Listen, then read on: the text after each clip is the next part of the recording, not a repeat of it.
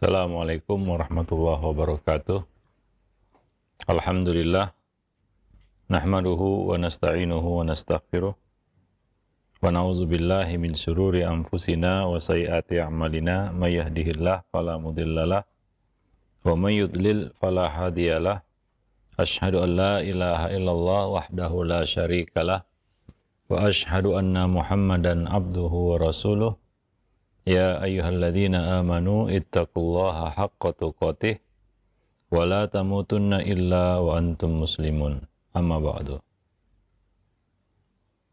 Para pemerhati roja, kaum muslimin dan muslimat rahimani wa rahimakumullah. Alhamdulillah, segala puji-pujian hanyalah milik Allah Rabb semesta alam. Salawat beriring salam atas Nabi kita Muhammad sallallahu alaihi wasallam, atas keluarga beliau, sahabat beliau, dan umat beliau sampai hari kemudian. Para pemerhati roja, kaum muslimin dan muslimat, a'azzani Allah wa iyyakum jami'an. Pada kesempatan siang ini kita akan melanjutkan kembali pembahasan buku Talbis Iblis. Masih berbicara tentang talbis iblis terhadap ahli ibadah dalam perkara sholat. Di antaranya beliau mengatakan di sini ada yang baru masuk kepada sholat, baru takbiratul ihram, sementara waktu yang tersisa di rakaat yang diikutinya tinggal sedikit, yaitu tidak mungkin dia untuk membaca doa iftitah. Waktu yang tersisa hanyalah cukup untuk membaca Al-Fatihah. Tapi dia malah sibuk membaca doa istiftah hingga imam terlanjur ruku sebelum dia sempat membaca surat Al-Fatihah. Imam Ibnul Jauzi mengatakan ini juga merupakan talbis iblis, karena dia terluput dari yang wajib karena sibuk melakukan yang sunnah. Karena membaca doa istiftah adalah sunnah, sementara membaca Al-Fatihah yang dia tinggalkan adalah wajib. Maka siogianya Al-Fatihah tidak ditinggalkan demi membaca bacaan-bacaan yang sunnah. Tapi karena mungkin perasaannya doa istiftah itu mungkin lebih penting karena ada doa-doa, sementara Al-Fatihah mungkin tidak banyak doa di dalamnya, maka dia mendahulukan doa istiftah, walaupun harus mengorbankan membaca surat Al-Fatihah. Ibnul Jauzi menceritakan, saat saya masih kecil, saya pernah sholat di belakang guru saya, yaitu Abu Bakar ad-Dinawari. Dia adalah seorang ahli fikih. Suatu hari dia melihat aku melakukan perbuatan seperti itu. Maka dia menasihatiku dan berkata, "Wahai anakku, sungguh para ulama fikih berbeda pendapat tentang wajibnya membaca surat Al-Fatihah di belakang imam. Tapi mereka sepakat bahwa doa iftitah itu hukumnya sunnah. Maka sibukkanlah dirimu dengan yang wajib dan lupakan dulu yang sunnah. Kalau tidak bisa disatukan, kalau tidak bisa dikerjakan dalam satu waktu, yaitu kita harus memilih antara yang wajib dan yang sunnah. Maka tentunya yang wajib kita dahulukan adalah perkara yang wajib, walaupun harus terluput dari yang sunnah. Nah, ini adalah salah satu kedalaman fikih seseorang, yaitu dia dapat meletakkan skala prioritas di dalam ibadah. Kewajiban juga bermacam-macam. Ada kewajiban yang sifatnya lapang, dan ada kewajiban yang sifatnya sempit. Artinya waktu untuk mengerjakannya tidak lapang. maka kewajiban yang waktunya sempit ini harus kita dahulukan, ya, daripada kewajiban yang mungkin waktunya muasa. Ya, artinya kalau kita menyibukkan dengan kewajiban yang waktunya muasa, yang lapang, mungkin kewajiban yang waktunya sempit ini akan terluput. Ya, maka tentunya kita ingin dapat mengerjakan dua kewajiban itu, tidak mengorbankan salah satu darinya. Maka dahulukan yang mudayyak, ya, dari yang muasa, sehingga yang mudayyak, waktunya yang dayik, sempit ini dapat dilaksanakan tanpa dikorbankan. Karena yang satu lagi kewajibannya waktunya lapang. Ya, ada waktu kita untuk mengerjakannya setelah kita mengerjakan kewajiban yang waktunya sempit. Nah, ini yang harus kita pahami. Karena sebahagian manusia tidak memahami ini. Tidak dapat meletakkan skala prioritas dengan benar. Sebahagian lagi, termasuk talbis iblis juga, adalah membenturkan antara satu kewajiban dengan kewajiban yang lain. Ya, misalnya kewajiban menuntut ilmu dan kewajiban menikah. Gitu. Ini banyak para pemuda yang bertanya, mana yang didahulukan? Menuntut ilmu atau menikah? Menikah atau menuntut ilmu? Ya, ini kadang-kadang pertanyaan yang muncul karena ketidakpahaman di dalam meletakkan skala prioritas. Ya, dan cenderung ingin membenturkan antara satu kewajiban dengan kewajiban lainnya. Apakah harus dibenturkan antara kewajiban menikah dan kewajiban menuntut ilmu? Masing-masing punya momentumnya, punya syarat-syaratnya. Ya. Ada kewajiban yang itu berlaku mutlak, menuntut ilmu. Ya. Ya, syaratnya dia berakal saja, maka dia wajib menuntut ilmu. Muslim dan muslimah, tua dan muda, miskin dan kaya. Adapun menikah, ini ada syaratnya, yaitu memiliki kemampuan untuk ba'ah. Kalau belum mampu, ada solusinya, yaitu berpuasa. Ya, faman lam yastati' fa'alaihi bisyam atau bisaum. Barang siapa yang belum mampu, maka dia berpuasa. Itu solusinya dari Nabi SAW. Enggak ribet sebenarnya, tapi sebagian orang membuat perkara ini jadi ribet, jelimet gitu. Dan dibenturkan, mana yang didahulukan ini? Seolah-olah kalau mendahulukan menuntut ilmu, nikah enggak jadi pikiran. Kalau mendahulukan menikah, maka menuntut ilmu dikorbankan. Nah, ini kan sebenarnya bertolak dari kesalahan berpikir sebenarnya. Ya, tidak ada di situ kita katakan kebutuhan untuk membenturkan antara keduanya. Ya, tidak ada dorongan untuk membenturkan keduanya. Ya, ingat tadi kewajiban menuntut ilmu itu tidak disyaratkan kalau mampu, enggak. Kalau enggak mampu ada solusi lain begitu. Kalau enggak mampu menuntut ilmu, puasa gitu, atau yang lainnya sedekah. Tidak. Yang miskin, yang kaya sama-sama menuntut ilmu.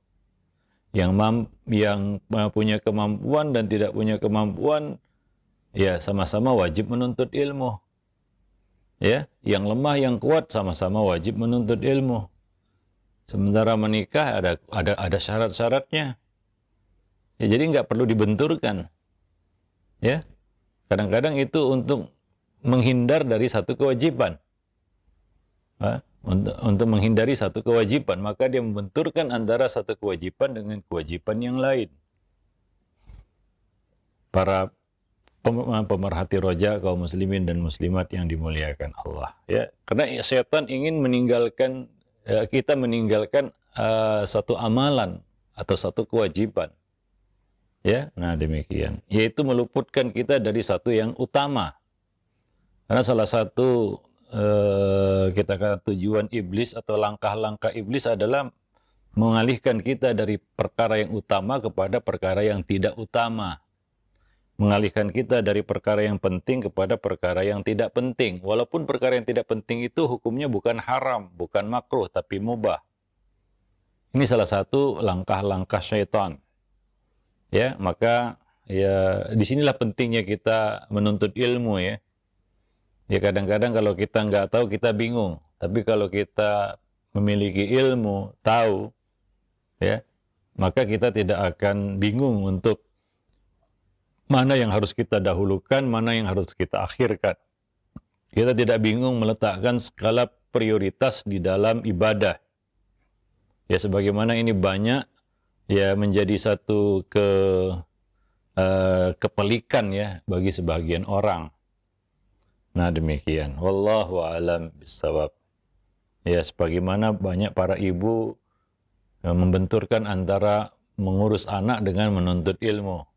Seolah-olah kalau mengurus anak dia bebas dari kewajiban menuntut ilmu. Kalau dia menuntut ilmu maka dia jangan diganggu dengan kewajiban mengurus anak. Nah ini kan ya salah satu kesalahan di dalam memahami kewajiban. Ya dua-duanya wajib. Kewajiban ibu yang terpenting itu mengasuh anak. Tapi dari satu sisi dia juga wajib menuntut ilmu juga. Jadi tidak boleh dia jadikan kewajiban mengasuh anak ini sebagai alasan untuk mengabaikan kewajiban menuntut ilmu. Ya masing-masing ada waktunya. Nah, seperti itu. Wallahu a'lam bishawab. Tapi di dalam bab salat, ya sebagian orang sebagaimana yang dicontohkan oleh Ibnul Jauzi menyibukkan yang sunnah hingga terluput dari yang wajib. Ya contohnya mungkin orang yang ya mati-matian mengerjakan sholat malam. Sholat malam memang sholat yang paling utama setelah sholat fardu. Tapi banyak orang-orang yang menyibukkan diri dengan sholat malam, tapi akhirnya dia meluputkan sholat fardu.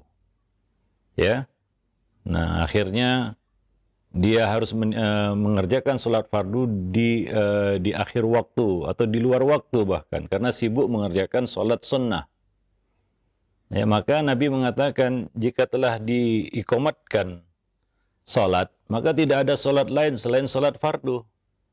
Ya, gimana pun kita anggap penting sholat sunnah itu harus diputus. Dan kita harus fokus kepada yang wajib. Nah, sebagian orang ada yang tidak mau memutus sholatnya. Padahal imam sudah menyuruh kita untuk meluruskan shaf, sementara dia tidak kunjung menghentikan sholatnya. Mungkin sholat tahiyatul masjid, mungkin juga sholat sunnah qabliyah. Ya dia asyik terus sholat, sementara imam menyuruh makmum untuk meluruskan shaf. Itu bagian dari sholat. Karena Nabi mengatakan, fa inna taswiyatas sufuf min iqamatis shalah. Dan sesungguhnya merapikan shaf itu adalah bagian dari menegakkan sholat. Dalam riwayat lain disebutkan dengan lafal min tamamis shalah. Termasuk di antara kesempurnaan sholat. Sholat menjadi sempurna kalau shafnya lurus, rapat, tidak ada celah. Ya, tapi orang ini bagaimana? Dia tidak menjalankan instruksi imam untuk meluruskan shaf karena dia sibuk sholat. Nah, banyak kita lihat pemandangan seperti itu. Ya, pemandangan seperti itu. Ya, sehingga ya shaf itu sudah diatur sama imam, tapi dia masih sibuk. Mungkin tahiyat nggak selesai-selesai, panjang kali doanya, atau bahkan dia sedang sujud. Bagaimana orang mau merapatkan shaf? Dan itu kan seruan imam di depan, ya, yang sifatnya itu wajib. Ya, kalau imam menyuruh kita maju, wajib maju, mundur, wajib mundur. Karena itu bagian dari sholat. Ya, namun kadang-kadang sebagian orang ya ada waham, ya, anggapan yang keliru. Sehingga seolah-olah yang dilakukannya itu yang terbaik.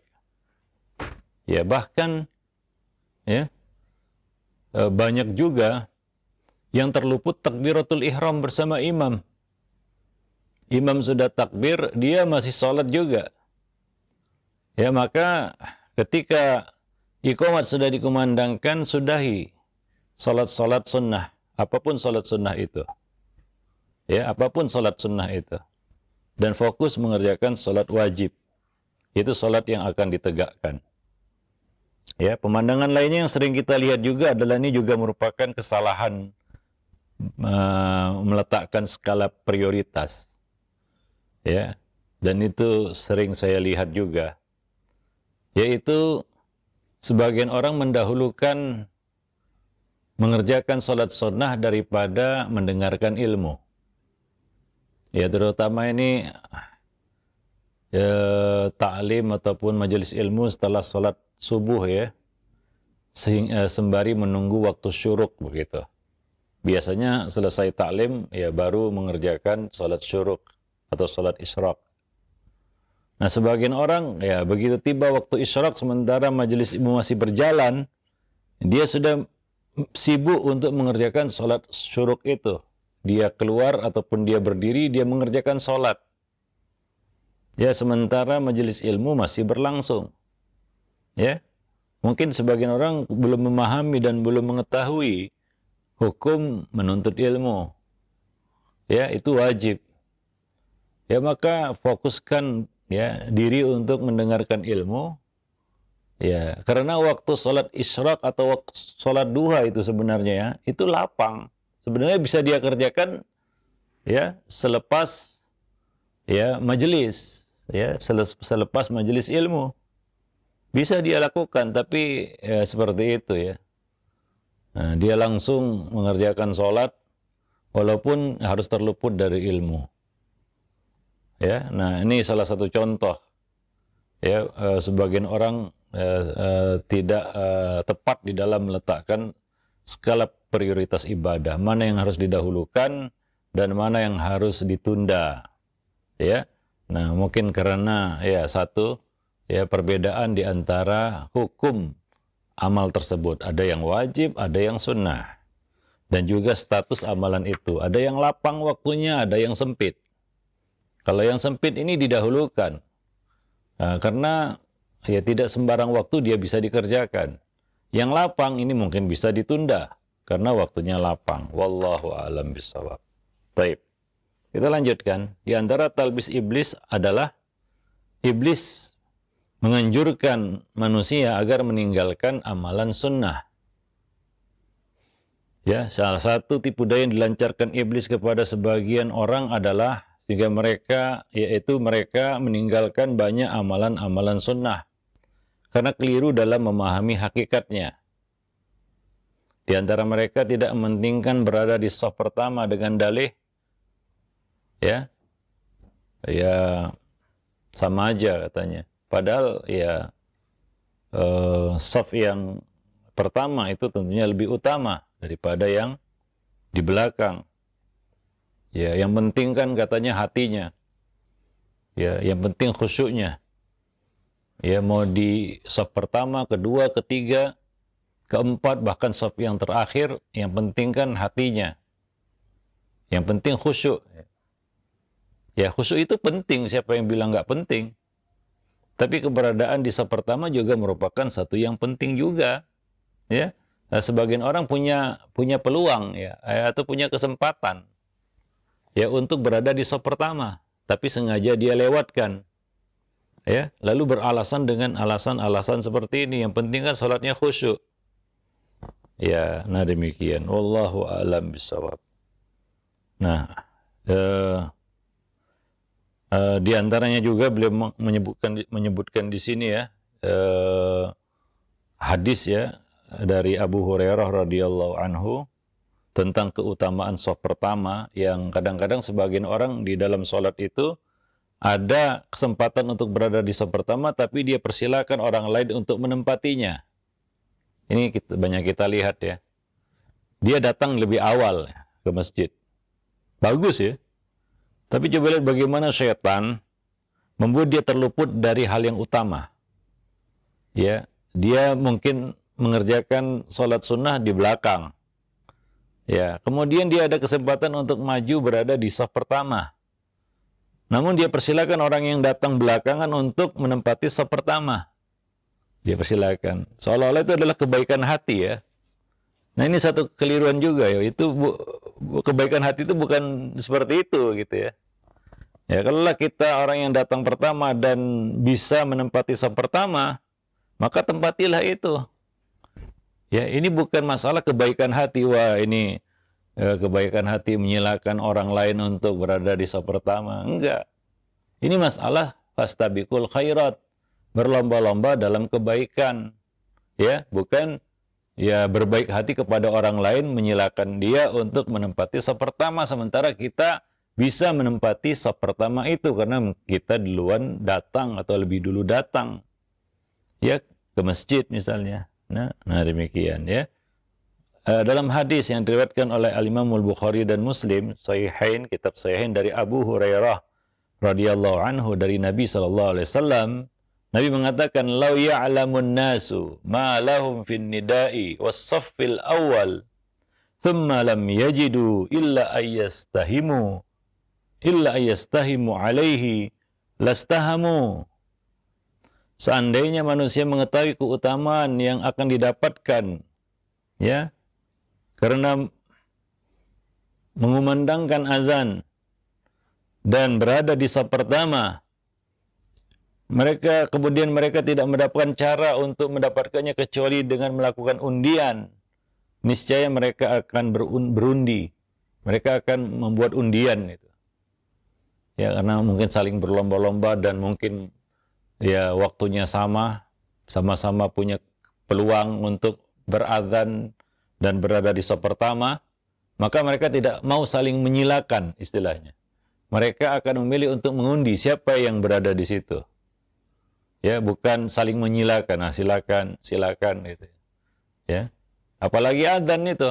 Kalau azan sebagian orang yang mungkin ya bisa mengumandangkan azan, sengaja dia lemparkan itu kepada orang lain. Ya, karena dia berharap jadi imam bukan jadi muazin. Ya, karena mungkin dianggap kedudukan sebagai muazin itu rendah. Yang tinggi kan jadi imam. Ya. Nah, jadi kedudukan dan posisi imam itu diperebutkan. Sementara azan saling menyilakan, silakan gitu. Nah, ini tentunya dia terluput dari keutamaan. Yang utama itu azan. Jadi imam itu tanggung jawab. Bukan bertambah pahala kita karena kita jadi imam, enggak. Sama aja dengan makmum. Bahkan kita punya tanggung jawab. Itu tanggung jawab orang yang berilmu. Ya, nah demikian. Ya, pahalanya dia sama dengan pahala makmum. Ya, nah sehingga orang nggak perlu berundi untuk jadi imam. Ya, lihat aja syarat-syaratnya. Ada kriteria enggak? Kalau nggak ada kriteria, jangan coba-coba jadi imam. Tanggung jawabnya besar. Nah, justru perkara yang mereka harus berundi kalau mereka punya peluang yang sama, itu adalah azan. Mengumandangkan azan. Tapi justru itu yang saling menyilakan satu sama lainnya. Silakan ya. Seolah-olah enggan untuk mengumandangkan azan. Nah, itu pemandangan yang kita lihat. Ya, padahal ya kalaulah mereka punya peluang yang sama, mereka nggak akan menyilakan itu. Kalau mereka tahu ya keutamaan azan atau keutamaan muadzin, mereka akan berlomba-lomba. Kalaulah mereka sama kuat, sama peluang, mereka tidak akan menyilakan, membiarkan tempat itu untuk orang lain. Mereka akan berundi untuk mendapatkannya. Itu azan. Demikian pula saf pertama. Maka kalau kita punya peluang berada di saf pertama, ya ini merupakan salah satu kekeliruan juga. Jangan silakan orang lain ke situ. Sementara Nabi mengatakan, kalaulah punya peluang yang sama, ya, dan mereka tidak mendapatkannya kecuali mengundi, mereka akan undi. Ya, ahum bimpa dulu lah istilahnya. Sud dulu istilahnya. Untuk siapa yang di situ gitu. Kira-kira demikian itu. Ya, bukan wah saya ingin menunjukkan kebaikan hati, saya silakan orang lain di situ. Enggak. Nah, bab ini adalah bab fastabiqul khairat. Nah, demikian. Wallahu a'lam bishawab. Nah, ini yang kadang-kadang enggak diketahui oleh sebagian orang. Dalam riwayat Muslim ya dari Abu Hurairah disebutkan juga bahwa Rasulullah bersabda, khairu sufufir rijal awwaluha wasyarruha akhiruha. Sebaik-baik saf laki-laki itu adalah yang paling depan, dan yang seburuk-buruknya adalah yang paling belakang. Ya, tapi sebagian orang sengaja itu sudah qomat, dia sengaja berlama-lama supaya dia dapat paling belakang. Ini mungkin tujuannya adalah kalau selesai sholat dia pulang paling cepat mungkin ya. Sehingga dia, kalau paling depan nanti susah keluarnya gitu. Nah memang tujuannya agar cepat keluar dari masjid. Ya kalau itu tujuannya lain cerita ya. Tapi kalau kita mau berlomba-lomba, kita tidak akan membiarkan saf pertama itu ditempati orang lain sementara kita punya peluang untuk menempatinya. Wallahu a'lam bishawab. Ya.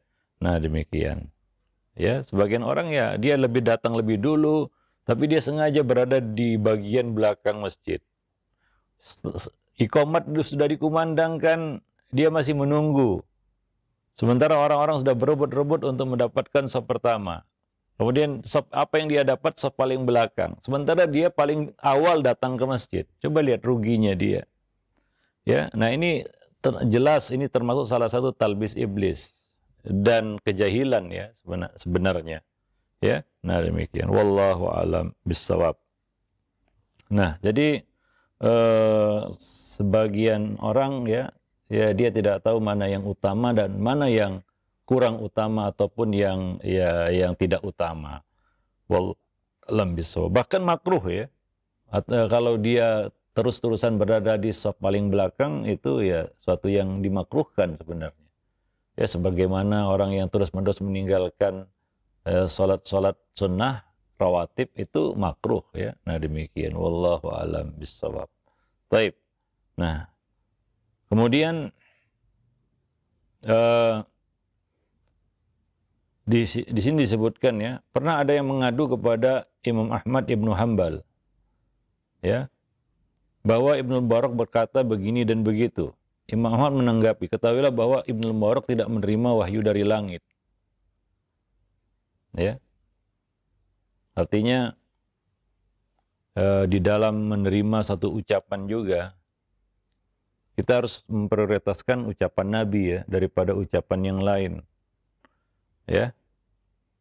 Kadang-kadang sebagian orang dia mendahulukan ucapan manusia daripada ucapan Nabi. Ya. Nah, jadi di sini beliau menukil satu penukilan ya riwayat dari Imam Ahmad. Orang-orang mengatakan, ada orang yang mengatakan kepada Ahmad Ibnu Hanbal, Ibnu Mubarak memiliki perkataan begini dan begitu. Ya, sebagian orang ada yang berlebih-lebihan ya di dalam mungkin menyukai seseorang ataupun mengidolai seseorang, sehingga kadang-kadang ya misalnya di status-status WA, perkataan manusia, perkataan Ustadz Fulan. Sementara ada hadis Nabi, ada ayat-ayat yang mungkin lebih tepat dicantumkan dalam masalah itu. Ya, nah demikian. Sehingga kadang-kadang berlebihan gitu ya. Berlebihan.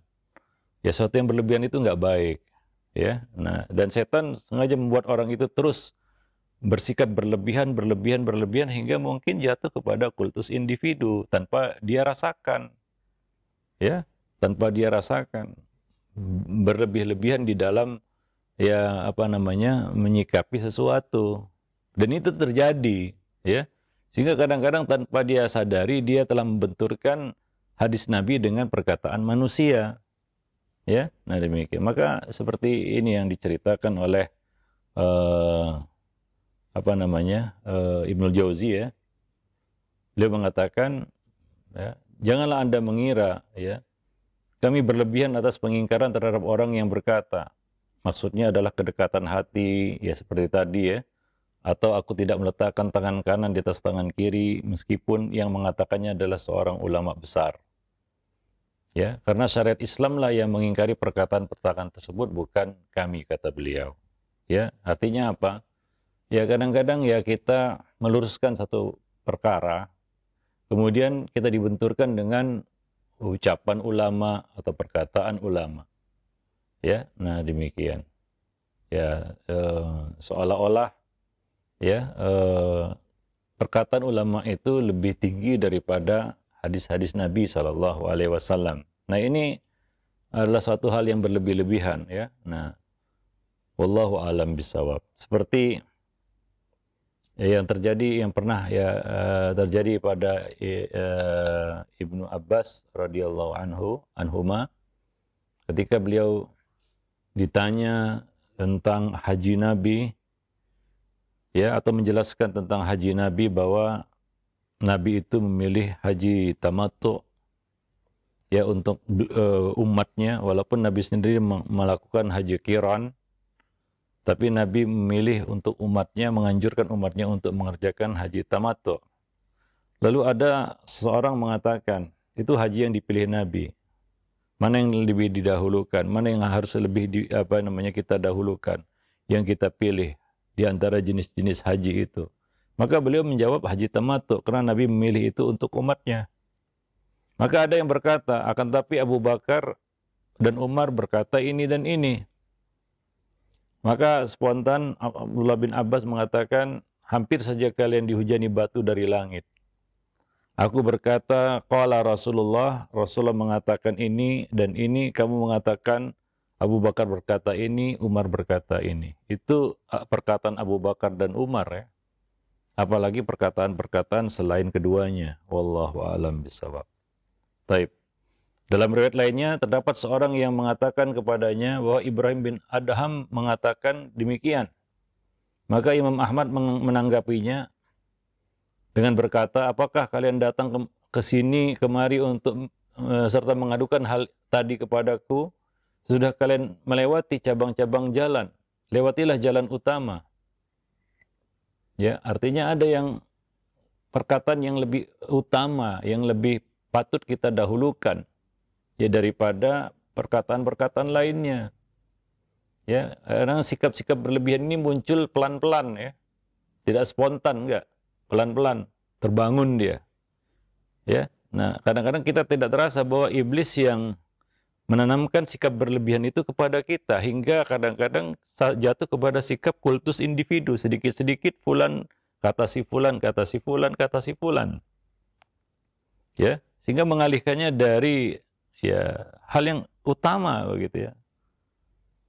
Nah, ini ya kadang-kadang yang harus kita awasi dan kita waspada terhadapnya, ya. Wallahu a'lam bishawab. Maka kita, ya, harus mengingatkan manusia juga, ya, supaya tidak terjebak dalam sikap yang berlebihan di dalam menyikapi sesuatu, ya. Wallahu a'lam bishawab. Kagum terhadap seseorang boleh, tapi jangan berlebihan. Karena sikap berlebihan itu enggak baik. Ya, wallahu a'lam bishawab. Nah, maka dari itu syariat tidak boleh ditinggalkan karena perkataan seseorang yang diagungkan, kata beliau, atau yang kita hormati, walaupun orang itu berhak untuk dihormati.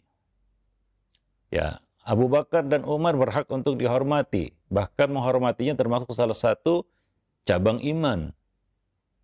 Ya, termasuk salah satu bukti iman, tanda iman. Akan tetapi tidak boleh juga kita benturkan perkataan Abu Bakar dan Umar dengan perkataan Nabi atau dengan hukum syariat. Ya, wallahu a'lam. Ini yang harus kita pisahkan, kita pilah-pilah, ya. Harus bisa kita bedakan sehingga tidak jatuh dalam sikap yang salah, gitu. Ya, nah demikian. Penghormatan yang harus kita berikan kepada orang yang perlu dihormati bukan berarti kita angkat dia melebihi kapasitasnya. Anzilun nas manazilahum, tempatkanlah manusia pada tempatnya. Ya, nah demikian. Sebagian orang yang berlebihan hingga mengangkat perkataannya seperti perkataan Nabi. Ya, mengutip perkataannya di mana-mana. Ya, padahal ada hadis Nabi sebenarnya. Ya, yang mungkin lebih kita utamakan, yang harus kita, ya, menghafalnya itu adalah suatu hal yang utama begitu. Karena itu hadis Nabi. Kita mengatakan qala Nabi, Nabi bersabda. Ya, karena Nabi berucap tidak dengan hawa nafsu. Wa may yantiqu anil hawa in huwa illa wahyu yuha. Kalau riwayat dari Nabi itu sahih, maka itu adalah kebenaran mutlak. Nah demikian, wallahu a'lam bishawab. Nah, maka bagaimanapun juga syariat itu lebih agung daripada orang itu, walaupun orang itu adalah orang yang terhormat. Ya, kesalahan manusia dalam penafsiran wajar terjadi. Karena mungkin ada hadis yang belum diketahuinya, ya. Itu tidak menjatuhkan dia dari kehormatannya, ya. Nah demikian. Ya, manusia salah, wajar salah. Tapi ada manusia yang dianggap tidak pernah salah dan tidak boleh salah. Nah, ini yang salah. Wallahu alam bisawab. Nah, ini talbis iblis juga ya. Ya, dan termasuk talbis iblis yang sangat berbahaya. Iblis juga menyebarkan talbis kepada sebagian orang muslim yang sholat terkait dengan makharijul huruf. Ya. Dalam bacaan Al-Quran. Ya, kaidah membaca Al-Quranul Karim. Dalam sholat ya. Ya, akibat nyata yang tampak darinya adalah kita melihat ya, orang mengucapkan alhamdu terus menerus begitu. Maka dia keluar dari aturan dan atau tata cara sholat yang sah sesuai syariat. Ya, karena merasa belum fasih gitu ya. Sementara kita tidak boleh mengulangi itu berkali-kali dalam sholat. Al-Fatihah cukup dibaca satu kali. Nah, sebagian orang juga berlebih-lebihan di dalam apa? Di dalam fasih-fasihkan sehingga terkesan dibuat-buat. Ya, nah demikian. Ya, dan menjadi aneh bacaannya jadinya. Ya, wallahu alam. Nah, dan kadang-kadang juga iblis melancarkan talbis serupa dalam memastikan harokat tasydid yang dibaca ya, di dalam sholat. Ya, nah demikian. Jadi ya sampai dalam masalah pelafalan sholat, ya pelafalan bacaan-bacaan di dalam sholat, ya kadang-kadang sebagian orang itu ya kita lihat berlebih-lebihan ya di dalam mengikuti kaedah-kaedah bacaan. Ya, sebagian orang belajar Al-Quran, bagaimanapun fasihnya tetap salah baginya gitu ya. Karena dia merasa ini bacaan saya ini bacaan talaki, ada sanadnya. Semua orang yang baca di depannya salah, bahkan mungkin orang Arab sendiri baca di depannya disalahkan juga begitu. Dia dinyatakan belum fasih gitu. Dan kadang-kadang berlebihan misalnya dalam menyebutkan huruf dot ya, sehingga harus betul-betul ya akurat seperti yang dia inginkan begitu. Ya, ini masalah bacaan, mulut manusia nggak sama strukturnya begitu ya. Lalu dia paksakan orang untuk bisa mengikuti bacaan huruf dotnya seperti yang dia lafalkan, itu kan bisa dikatakan mustahil juga gitu. Bahkan ada di sana sebagian orang yang nggak bisa melafalkan dot dengan benar gitu ya. Bagaimanapun diusahakannya yang keluar tetap zot gitu ya. Seperti orang-orang di Pakistan, India, Pakistan itu kalau membaca dot itu ya selalu keseliu menjadi zot itu, walad zalin gitu ya. Ya begitulah. Tapi sebagian orang berlebih-lebihan ya dan mengatakan wah itu salatnya nggak sah. Ya gimana, itulah bacaannya. Sebagian orang ya susah mengucapkan huruf ain misalnya. Udah berusaha bagaimanapun ya tetap yang keluar ain gitu ya. Ya begitulah dia. Ya, maka nggak bisa kita standarisasikan seperti yang kita inginkan begitu ya. Karena kadang-kadang manusia ya itu ciptaan Allah juga. Ya, demikian walaupun ada ya dia sudah berusaha tetapi tidak bisa. Ya memang mungkin dari sononya seperti itu. Nah, ini sikap berlebih-lebihan ya, dan sebagian orang juga sangkin ya bila mengatakan di sini ya apa namanya? Ibnul Jauzi ya, ini penuturan Ibnul Jauzi ya. Ya bila mengatakan terkadang juga dalam mengucapkan huruf dhat pada kata misalnya ghairil maghdubi alaihim, aku pernah menyaksikan seseorang, kata beliau ya, mengucapkan kata tersebut sampai mengeluarkan ludah lantaran terlalu keras mengeja huruf dhatnya gitu supaya sangat fasih begitu ya. Ya padahal cukup baginya memastikan keakuratan pengucapan huruf dhat itu pun semampu dia. Tapi sebagian orang kadang-kadang ya terlalu berlebihan jadi aneh juga jadinya. Ya, ada yang sampai ya apa namanya mengatakan ini pipinya harus ngembung ini ya. Ya kadang-kadang aneh juga begitu ya. Dan dia mengklaim inilah dia bacaan yang ada sanadnya katanya, ada talakinya. Ya, ya kalau mau baca di luar sholat mau apa ya mungkin terserah lah ya. Tapi di dalam sholat ini tentunya menyulitkan. Dan ini berkaitan dengan sah tidaknya sholat. Ya. Sebagian orang mengatakan, wah itu belum sah Al-Fatihahnya. Ya, maka belum sah sholatnya. Hingga ada yang mengulang-ulang itu. Membaca Al-Fatihah 2 kali karena merasa bacaan pertama belum fasih begitu ya. Dotnya belum fasih. Maka dia ulangi lagi bacaan Al-Fatihahnya. Kalau jadi imam itu berabe ya. Kalau dalam sholat sunnah tentu menyulitkan dirinya begitu. Wallahu alam bisawab. Hingga ibadah itu menjadi terkesan sangat sulit untuk dilakukan. Nah, demikian. Wallahu alam. Nah, demikian ya beberapa. Nanti kita lanjutkan masih berkaitan dengan ibadah salat ya, talbis iblis terhadap sebagian orang di dalam bab salat. Wallahu alam bisawab. Demikian saja pertemuan kita pada kesempatan siang ini, mudah-mudahan bermanfaat. Lebih dan kurang saya mohon maaf. Aqulu qauli hadza astaghfirullah li wa lakum wa lisairil muslimin innahu huwal ghafurur rahim. Assalamualaikum warahmatullahi wabarakatuh.